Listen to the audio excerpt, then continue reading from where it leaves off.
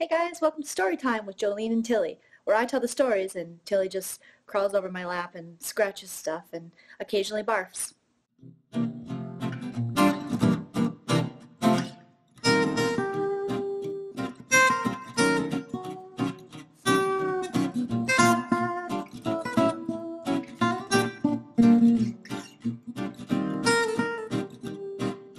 I eloped, and a lot of people ask me why I eloped, why I didn't have a big wedding, because I grew up in the Midwest. I grew up in Minnesota, where everyone I knew pretty much had their ring picked out and their dress picked out for when they were pretty young. I actually had friends who took pictures of the rings they wanted, the engagement rings they wanted, and then they would give it or send it to their boyfriend at the time, or a couple of them lived together, and they would put it on the fridge as like, you better propose soon and this is what I want. I never knew the kind of ring I wanted. I never really thought about that. I just never really was one of those people who talked about getting married and knew what they wanted their wedding to look like or a wedding dress. To me, I don't look good in white because I'm really pale, so it just like washes me out.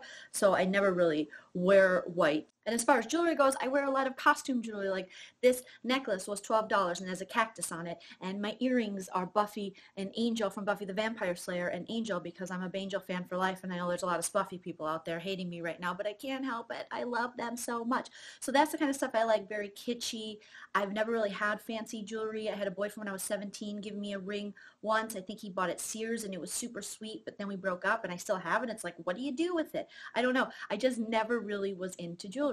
So my husband and I, we got married in 2015 and I was very late on the marriage train. Being from Minnesota, most of the people I grew up with, I was 35 when I got married, and most of the people that I grew up with already had like teenagers by the time I got married. So no one really gave a shit anyways. I mean, they did because they're good people. But really, they're trying to raise families, and they've been married since we were, 24, 25, 22 years old. And a lot of them married people they had been with forever. Me, I moved across the country with a boy. It didn't work out. And then I met my husband doing stand-up comedy, and stand-up comedy is really where I found myself. And that to me was my wedding. My comedy shows, every time I do a comedy show, especially if I'm headlining, that's my wedding. That's when I want all eyes on me and attention. So for me, I'd rather people go to my stand-up shows than my wedding. So when my husband and I decided to get married, it was a really simple process. And I think that it can be for a lot of people. I think there's a lot of pressure put on us by society and a lot of pressure for women to plan like this fairy tale wedding where they have this one day that's basically going to bankrupt you so that you can feel special and like a princess. And no offense to anyone that works in the wedding industry, because people put together beautiful weddings, but it can really bankrupt a couple, especially if you don't save, you don't have the money. Weddings nowadays are like $30,000. I had friends that paid that much and they had these beautiful weddings, but that just wasn't an option for us. We live in Los Angeles. We're struggling creatives. We're both stand-up comedians. We're not killing it in the financial game that way. So we had to look at something more cost effective. And so that's why eloping was for us.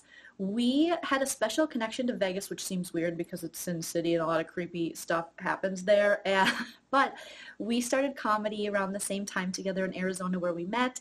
We did shows in Las Vegas. It was one of the first places we really traveled to alone together, and we made the best of it, and we had fun, and we loved performing for Vegas audiences. So it held a special place in our heart. And when I was young, I went to Las Vegas a couple times with my family. So I always liked the lights of Vegas. I liked the idea of it being kind of corny and kitschy and getting married in a Vegas chapel. And so that's what we decided. We were in a deli one night on Sunset Boulevard. It's called Greenblatt's Deli. It's right next to the Laugh Factory in Hollywood. My husband basically looked at me, then my boyfriend. We were living together out here in West Hollywood, and he was like, "Do you want to get married?" And I was like, "I do want to get married." And that was as simple as that. There was no big engagement story. There was never any engagement photos besides, I don't even think we posted on Instagram. We didn't even have our rings, you guys. We basically, what we did, we were like, oh shit, we need rings. We were just going to get plain bands that matched, and then found out that that was even more expensive if you got like gold bands. So my husband picked out, we went on Kohl's because we were total Midwesterners. He lived a lot of his life in Indiana. Like I said, I grew up in Minnesota. So Kohl's is like, the holy land. It's beautiful. Plus I had some Kohl's cash and a Kohl's credit card at the time. And so we got very simple rings. He got a band and I got this really simple ring. There is a wedding band that goes with it, but like I said, I'm not a big ring wearer anyways. It was really cute. And I think we paid like $200 for mine and like $50 for his. So it was $300 total. I hear a lot of stories about people, the guy is supposed to spend, I think, like 3 times his wage and earnings. So that's exactly what we did. No, that we make a little more than that.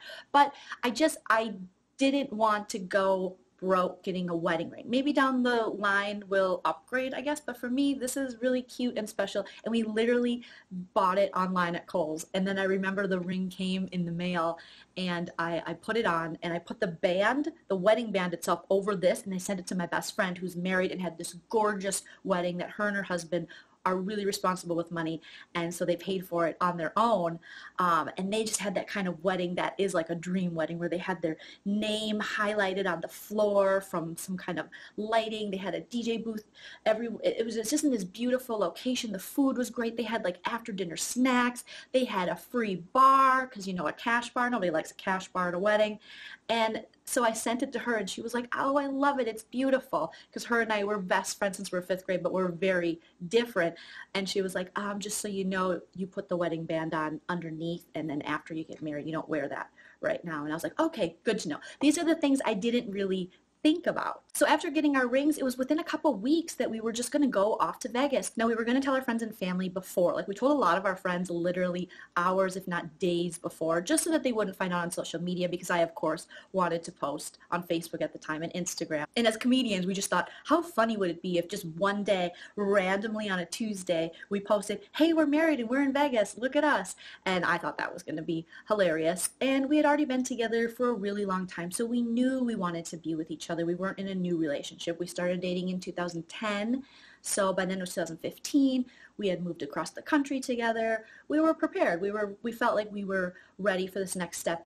So we weren't really ever attached to any kind of old-fashioned traditions.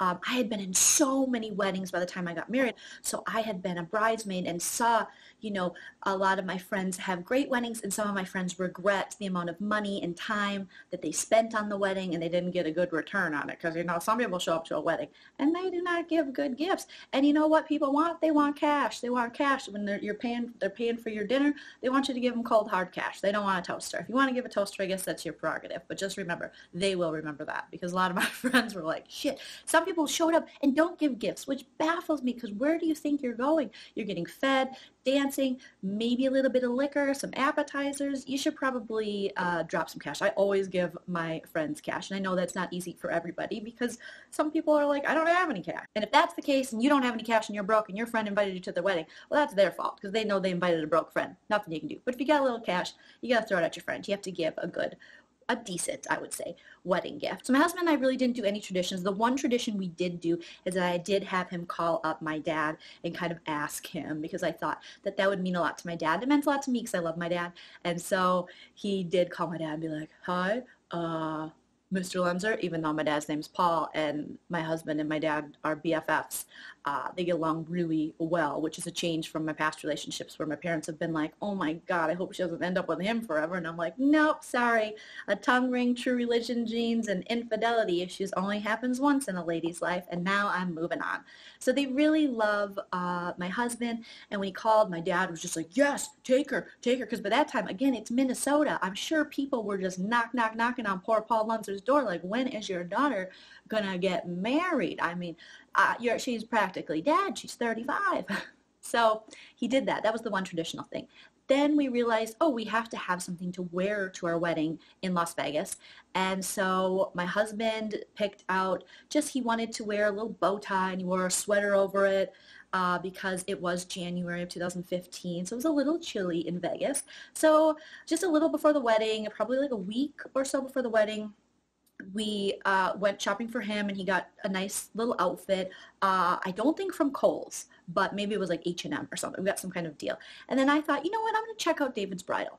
But me, again, not knowing tradition, I've been in a lot of weddings, and I've watched Say Yes to the Dress. So I've seen many a mother and daughter argue over a dress and also cry when she puts on the right dress. But to me, I was like, I don't need my mom here. I love my mom. My mom's my best friend. But I'm like, She'll understand. So I walked into a David's Bridal on Sunday. My husband literally dropped me off David's Bridal in Burbank, California.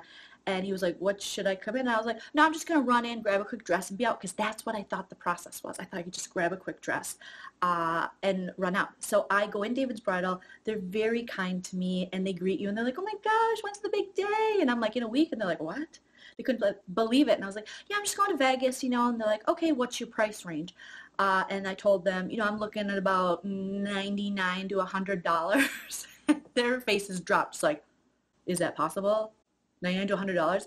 And the girl immediately, you can tell, she was like, ugh, I get stuck with this one, with the cheap girl. I'm like, sorry. So they took me through these rows of beautiful dresses, trying to, I think, kind of talk me out of just a $99 dress, because she was like, well, you can see if we have anything like that, but I don't know. I don't even know if we have dresses at that price. And I'm like, well, I did go on davidsbridal.com, and I saw you had a $99 dress sale. So if you could show me some of those, that would be great. She was showing me like mermaid style, and do you want this or that? And I was like, I just want a $99 dress that doesn't make me look like a hippopotamus. That's basically what I wanted. I don't want to look chunky monkey on my wedding day, and I just need something white and kind of my style, if I can find that. She's like, I guess we have a few. So she brought in 3 choices. I tried on 2, and by the second one, that was it. It was very old school look, and it was just to the knee, so it was perfect for like an elopement. I'll post a picture of it in the video so you guys can see, because I'm not good at explaining it, but I loved the dress. It was fun. It had a little belt.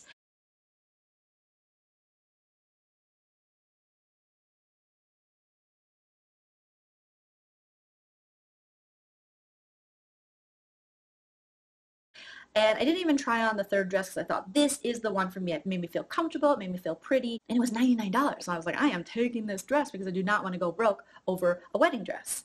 So I came out of the dressing room just happy to have this dress, ready to check out and move on. And then the David's Bridal associate was like, you found your dress. And I was like, yeah, I did. I found my dress. She's like, you found your dress. She all of a sudden got really sentimental. And I'm looking around, and there's this family next to me, and there's this woman, and you know, they have those little like boxes you stand on with the mirrors that fold around you, and her family's looking on at her, and she's trying on her dress, and they're all so proud, and it was really cute. And I'm just like, okay, cool, can we check out now? And she's like, your wedding dress, you found the dress, you have to ring the bell. And I was like, what, the bell? What are you talking about, bell? She's like, the bell? When you find your wedding dress, you ring the bell. And I'm like, I don't really have to ring a bell. I just, you know, I got my debit card. It's $99. I got that in the bank. I know I'm not going to overdraft. Can we just ring this stuff out? She was like, no, you have to ring the bell. After every woman finds her wedding dress, she rings this bell, and she hands me the bell. She's like, you ring the bell, and then everyone who came there to support you is happy for you, and they cheer, and we all rejoice in the fact that you found your dress. And then I looked around again, and I realized there was no one around me, because I went by myself. And it was just me and this David's Bridal associate who I didn't really know. So I was just like, all right, Brittany, I guess I'll ring the damn bell. And I just took the bell, and I rang it real quick. And then everyone looked over at me. And Brittany, the associate, was just like, it's great. She found her dress. And everyone's just like, and they looked at me, these other families, just kind of with the sadness, I think, because they were probably like, oh, that poor girl, she has no one with her. She's all by herself. And in that moment, all these emotions flushed over me, all these things that I didn't think were important. All of a sudden, I just started hating every bell. I hated Taco Bell. I hated Alexander Graham Bell. I hated all the bells. You know, I hated Bell's palsy. I just wanted this bell. I wanted to take it, and I wanted to stomp it and never touch another bell again, because now all this attention was on me, and I didn't want to get emotional over something I thought would be really easy, run in, grab my wedding dress, and leave. But to this woman, she's like, no, this is the dress you will wear on the day you will get married. This is a big deal. And I'm just like, okay, Brittany, can we move on? Because I'm getting a little upset. And so as I stood there, rang the damn bell, gave it back to her, nobody cheered or anything except for Brittany. God bless her. And then we checked out. And I remember walking to the car where my soon-to-be husband was sitting waiting for me. And I put my dress in the back. And he was like, how did it go? And I just broke down in tears. I just started crying. I was like, they made me ring a bell, and I should have had my mom there, and it was ridiculous, and I hated it. And I just lost my shit, because it was the first time I realized that, you know, there is something to be said for tradition. And as much as I pushed away tradition, there was a couple things that, looking back, I wish I would have just included my mom. Because my mom would have been so fun because she's like a consignment shopper. So going and finding a deal on a $99 dress would have been a dream for her. I mean, she's always using Kohl's Cash and expired coupons. And, you know, she uses her Midwestern charm to talk the cashiers into using coupons that are actually expired. So she would have loved me finding that kind of deal. You know, she always says go to the younger cashiers, preferably with tattoos, because they probably give less of a shit about their job because they're probably like, damn the man. And I'm like, that's an interesting concept, Mom. But she says, you know, the older women who work at Kohl's, they take it a little more seriously. So go to the younger kids because they don't give a shit. They'll process your coupons. Just a little fun fact from my mom, Eileen. So I was very upset and crying, and my husband, you know, he consoled me. He was like, it's going to be okay, Jolene, it's going to be okay. And it did end up being okay, but I think I learned in that moment that some traditions are traditions for a reason because they do mean something and they are special, and I wish I would have included my mom on that. So that's the one regret I do have about eloping, but in the end it turned out great. We got married at Chapel of the Bells in Las Vegas. My husband's mom and stepdad actually showed up and surprised us, which was great because we got to have dinner with them and we weren't alone. So I think elopement is cool and it's a good idea, especially if you want to save money. But there was a moment that day, of course, where I was like, I do miss my parents. You know, I do want them there. But you can always renew your vows. I mean, that's not always a recipe for disaster. Maybe down the road we'll renew our vows and invite our family. But it turned out to be a beautiful day, and the whole wedding, including staying at the Mirage, which is one of my favorite hotels on the Strip in Las Vegas. It's an older hotel, but it's really nice and I feel comfortable and I love the location of it. And there's this cool like volcano outside. Cost us $1,000 total. That was including our room. Maybe it was like a little over, maybe like 1,100. Our room, the dresses, the dress, the ring, pretty much everything, because my mother-in-law was so awesome and she ended up buying us. We weren't even really going to get photos because you go to those places and it's really cheap to get married there, but they charge you for the photos and they charge quite a bit. And my mother-in-law showing up for support was awesome. And then she also purchased our pictures. So now we do have wedding pictures, and I made a little Shutterfly book. So in some ways, I do the tradition that most women, I think, in the Midwest, and I say that women, I know, I'm sure there's Midwestern women watching being like, that's not how I did my life.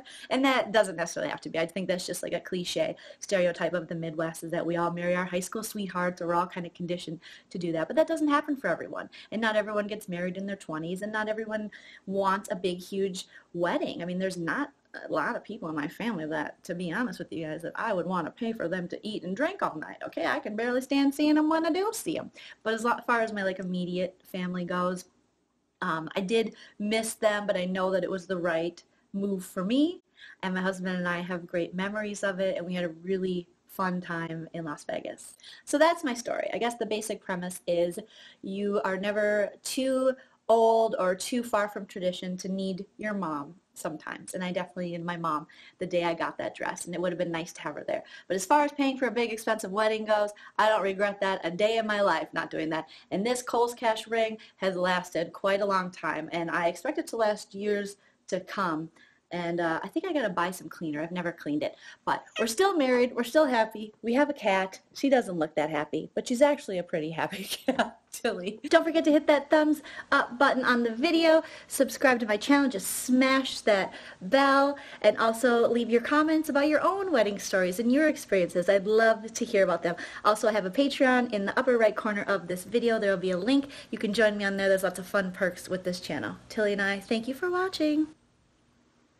Oh, she's purring. She looks miserable, but she's purring.